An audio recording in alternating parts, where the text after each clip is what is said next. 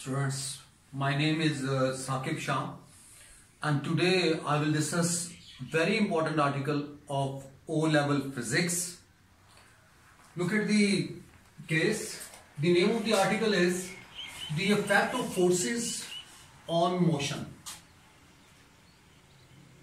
So it is related with the Newton's laws of motion, students. Isaac Newton in 1642 to 1727 studied the motion of the objects and formulated the famous three laws of motion. The first one is Newton's first law of motion. What is the statement of that? Every object continues its state of rest or uniform motion unless a resultant force acts on it to change its state. So that is the statement. If you look at the statement, two things there very important. One is rest and the other is uniform motion. And explanation of that statement is, let's suppose the object is at rest and no resultant force acts on it, the object remains at rest. And if there is no resultant force acting on a moving object, then the object will continue its motion with uniform velocity. So that is related with first law of motion. So it's what we get a conclusion from this. The Newton's first law of motion, it describes the behavior of objects when there is no resultant force acts on them. So that is related with the Newton's first law of motion. The resultant force is zero in this case. If a body is at rest, it remains at rest, it will continue its state of rest, and if it is moving with uniform velocity, then it will continue its uniform motion because there is no resultant force acting on it. Now students, come to this Newton's second law of motion.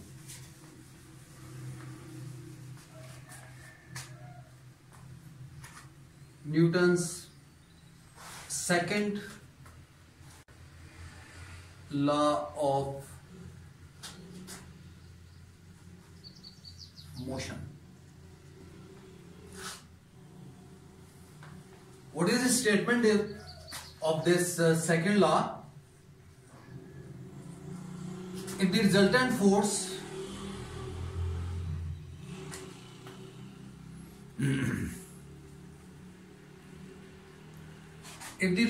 force acting on an object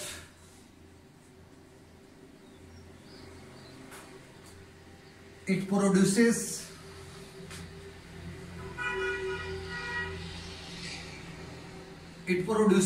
an acceleration.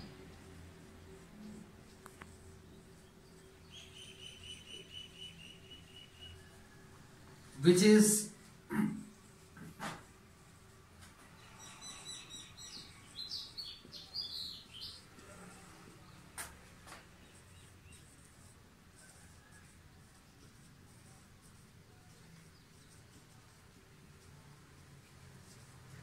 directly proportional to the force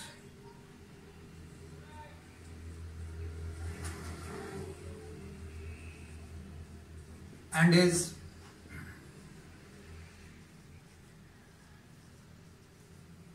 inversely proportional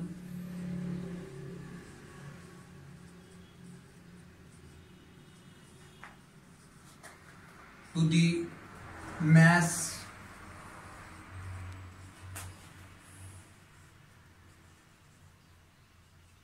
of an object. So look at the statement here. Newton's second law of motion.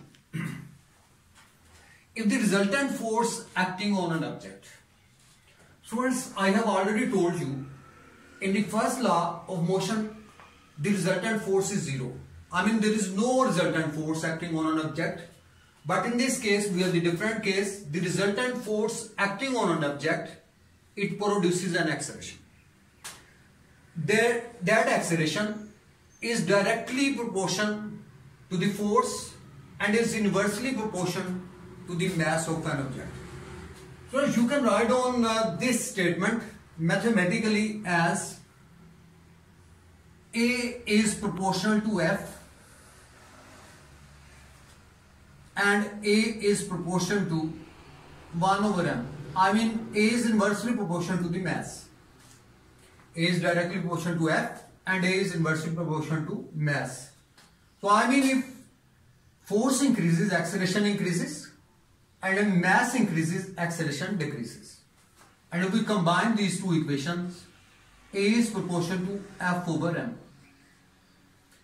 And lastly, you can say F is proportional to ma. And if we remove this proportionality sign, we have to multiply by constant. Let's suppose it is k. In the SI system, the unit of the force, let's suppose the force is 1 Newton.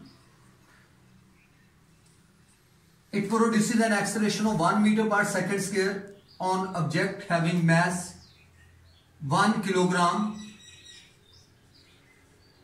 and acceleration is 1 meter per second square. So if we get the value of the k, and it will be equal to 1. So k is equal to 1, students. I repeat all these things, students, related with the second law of motion. Look at the case. If the resultant force acting on object, it produces an acceleration which is directly proportional to the force and is inversely proportional to the mass of an object. And it can be written as mathematically as A is proportional to F and A is proportional to 1 over m. And if we combine these two equations, what we get? A is proportional to F over m. So F is proportional to ma, and if we remove this proportionality sign, you have to multiply by constant. Let's suppose the constant is k, and if the force is 1 Newton, it produces an acceleration of 1 meter per second square in a body having mass 1 kg, and we get the value of the k, and it is found to be 1. So putting this value, k is equal to 1, we get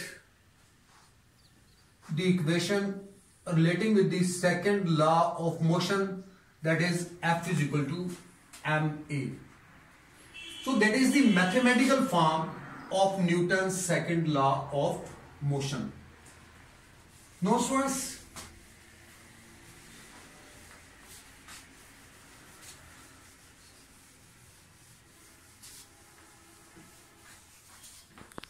it is equal to F is equal to ma, and now we can define the unit of the force, that is Newton, by using this relation. F is equal to 1 Newton and the mass is of an object is 1 kilogram and the acceleration is 1 meter per second square. Now we can define the SI unit of the force, that is Newton. You can say the force is said to be 1 Newton if it produces an acceleration of 1 meter per second square on an object having mass 1 kilogram. I repeat this definition here. The force is said to be 1 Newton if it produces an acceleration of 1 meter per second square on an object having mass 1 kilogram. So that is the definition of Newton. Now students, come to the examples relating with the Newton's second law of motion. Let's suppose the astronaut throws a ball in the outer space and there is no force, even gravitation force acts on it. Definitely the ball will start its motion, will move with a constant velocity, and it will not happen on the earth, because if we throw a ball in the upward direction, and it will definitely fall downward towards the ground because the force of gravity acts on it. So I mean, the force of gravity in that case, it will act, and due to this the ball is moving downward. Now come to the third law of motion. Third law of motion.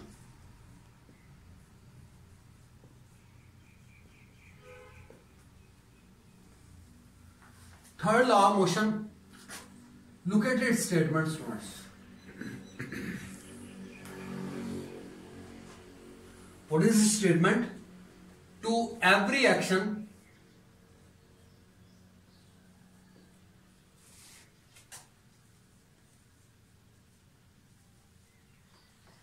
there is a reaction, but opposite in direction.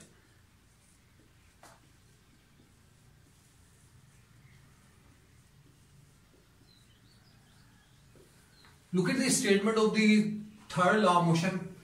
To every action, so that is the first one, there is reaction but opposite in direction.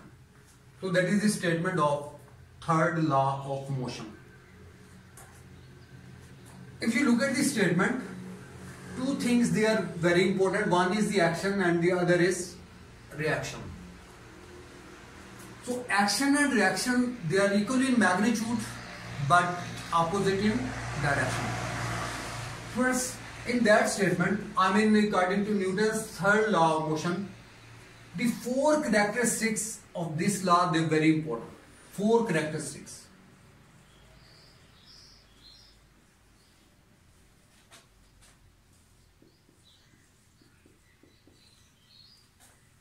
What four characteristics? The first one is the forces act in pair.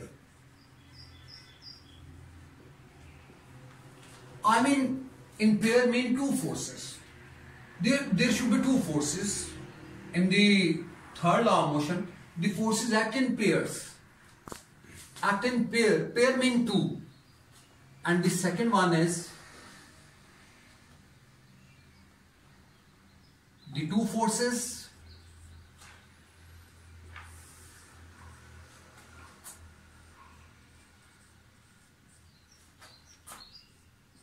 action and reaction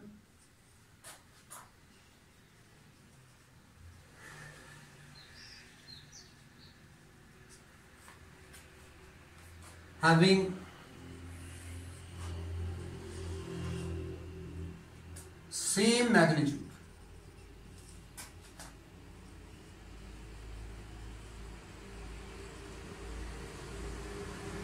That is the second one. The two forces, in the first one I have told you, the forces act in pairs. There should be two forces. And the second one is the two forces, action and reaction, they having same magnitude. They having equal magnitude, same magnitude. And the third one is they having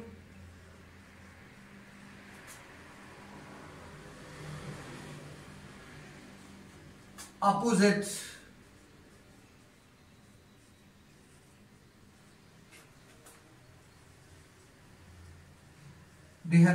directions. That is the third one. Look at again here, the four characteristics relating to the third law of motion. The first one, the forces act in pairs. There should be two forces. And the second one is the two forces, action and reaction, they having same magnitude. they having equal magnitude, and the third one is they having opposite direction, and fourth one is the two forces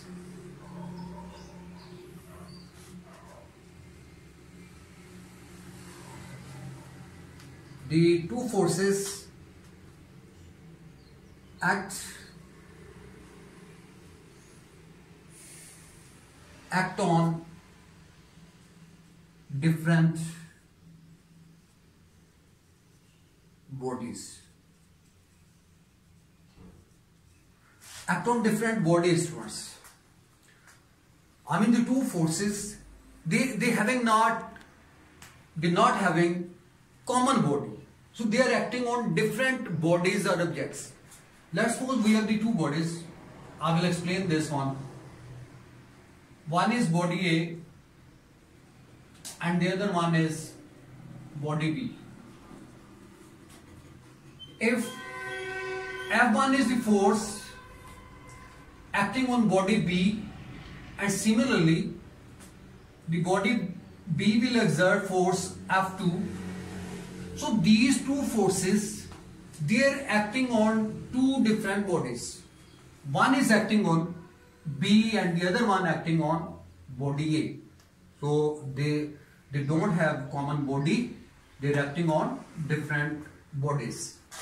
So first is very important characteristics here. I mean the four characteristics related with third law of motion. Number one is the forces act in pairs. There should be two forces concerned with the third law of motion.